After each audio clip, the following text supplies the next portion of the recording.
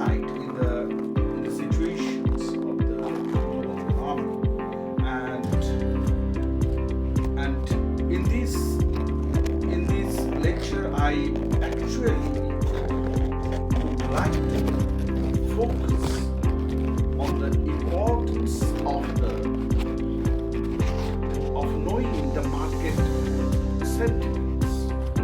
You know, the market sentiments is very crucial for any economy and as a whole for the world economy.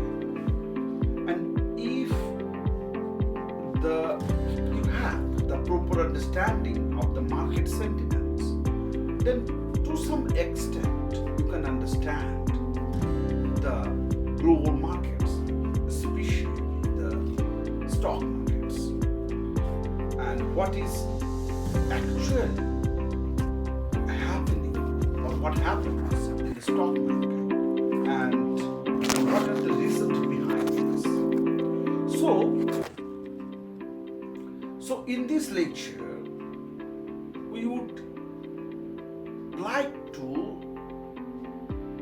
know the stress of the stress, or you can say the sentiments of the market. And naturally this what I am saying is that it is related with the two powerful world economies such as US and China. You know, in US the dollar price has been declining, and at the same time bond price increasing. And these two things are very crucial for affecting the global investor for investing in the US economy, because the declining tendency of dollar has some impact on inflation of that country, and also the rising tendency in the bond yields also some matter of concern. So in this situation, if you see very closely, then you find in the bond market the investors actually invest in bonds. And if you understand the bond market, you could understand the inflation, and you could understand the attitude of the global investors. Actually, the global investors seek such an economy where the inflation is stable and currency is also stable. But if you find an economy where the currency is not stable, and as well as the bond and inflation tendency is there, then world investor will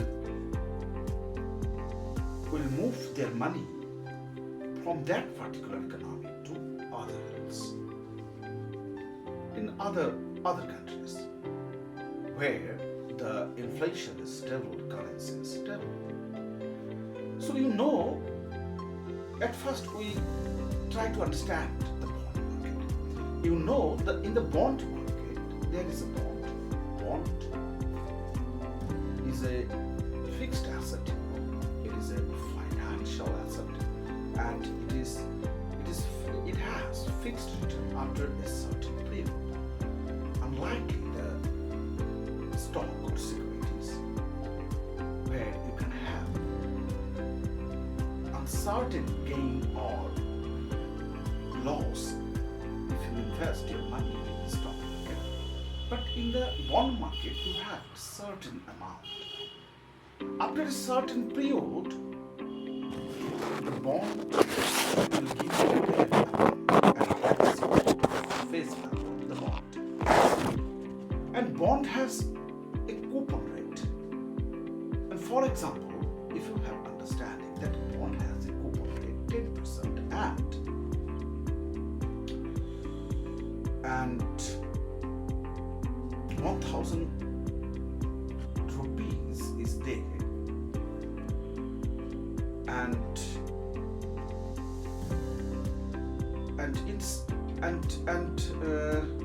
and if the situation is there, then what will happen? So there will be a coupon amount, and that amount, if you have a ratio between the market price and the coupon amount, then you have a rate, that is the current yield. And if the market price is reducing, if market price is reducing, then the current yield will increase. So you have an understanding from here that there is a negative or inverse relationship between the market price and the bond yield. So the happening you have found in the US, that is the bond yielding is increasing. It means that the supply of bonds are increasing, so market price of the bonds are decreasing, and that things is happening in US because there is an expectation regarding the inflation. As there is a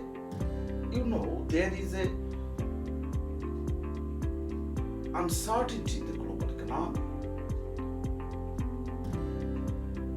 there is a impose of tariff, by the US President Donald Trump, and that has some impact. And as there is an expectation of inflation, so to control the inflation, the central bank or the Federal Reserve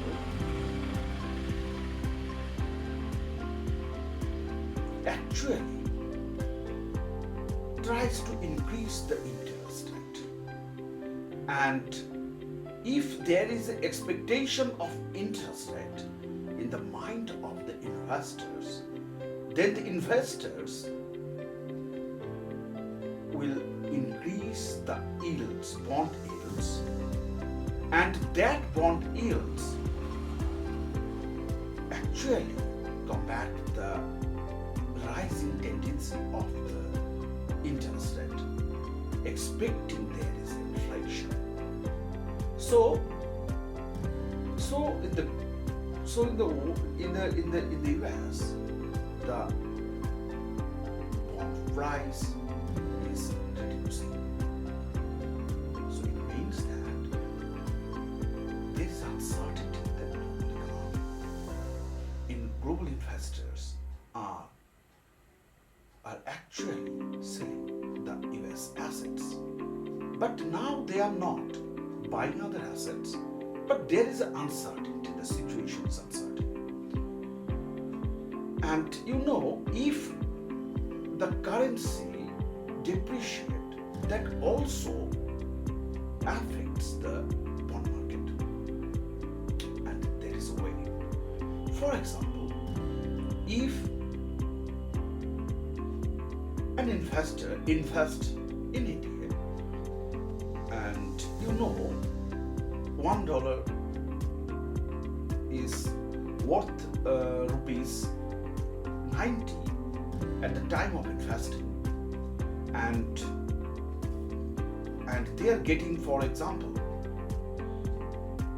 11% return, and if the return is at the time of maturity of the bonds, the Indian currency depreciates. Now it is $1 is 100. So ultimately, at the time of maturity, the investor will gain nothing. So depreciation of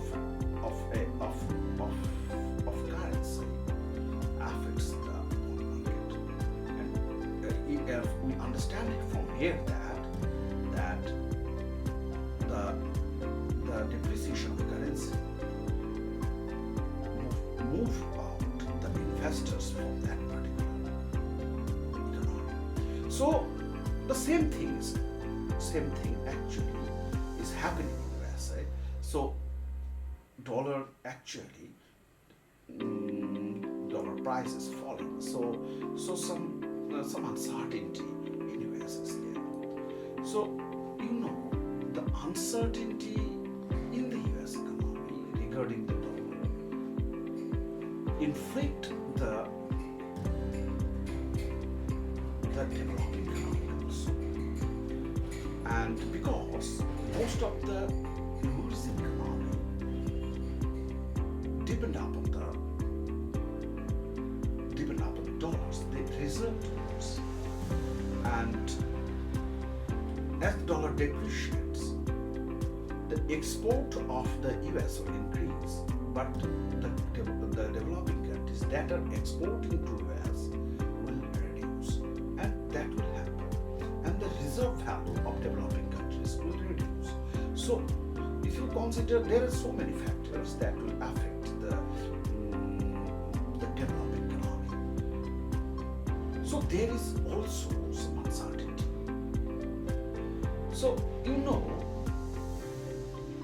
if you so this situation is there, and if you consider the developing economy independently, then the fiscal responsibility and the budget management is very crucial,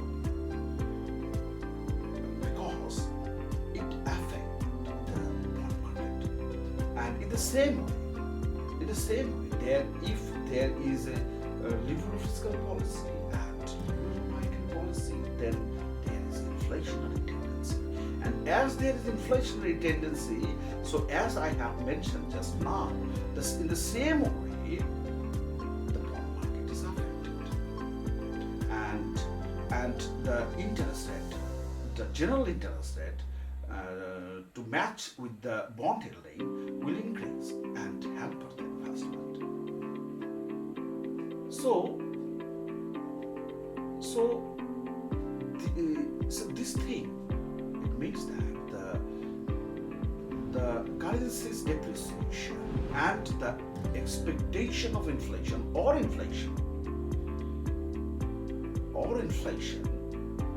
create an uncertainty in the market, and that affects the stock markets also. As there is uncertainty in the USA, so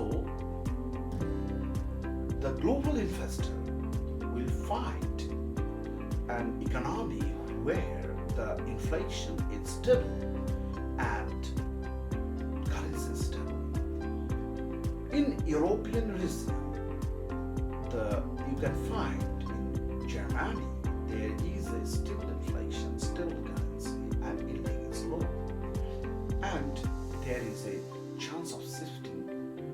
investment from from from USA or developing countries. So as a whole, there is a uncertainty in the global economy, and you know that there is a tariff war in between US and China, and the most powerful economies, and they are engaged in trade war, and you know it actually has put the markets and has spurred the manufacturers for considering the new supply chains. And in this way, if you think this, the uncertainty emerges there is uncertainty in China, and top political leaders of China actually they would seek some international community to help to actively afford the multilateralism and oppose the unilateral ruling.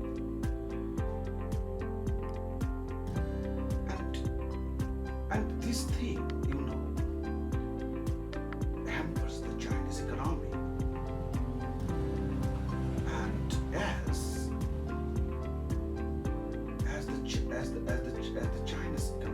as the economy of China strains from the weights of the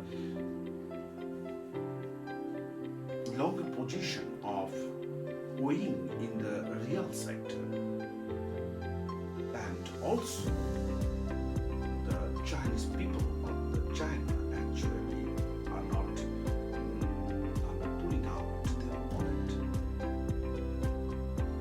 So as a whole, the Chinese economy suffers, and China actually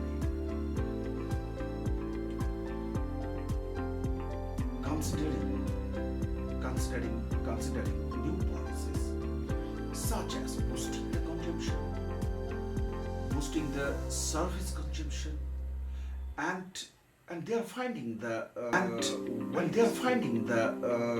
ways through which they can inject the money into the economy, and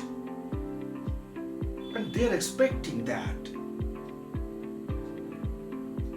in this year they would have 5% annual growth. But economists do not consider this. So as a whole, there is an uncertainty, and this uncertainty should be kept in the mind, and we have the proper understanding. If the market sentiments and investor could understand very carefully, then they could invest their money hedging risks to some extent. And in this lecture, I have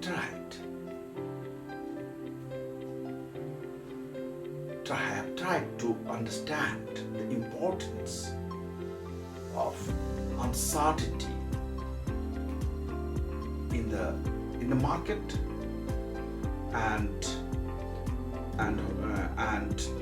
understanding of uncertainty of the market should be very, very, very important for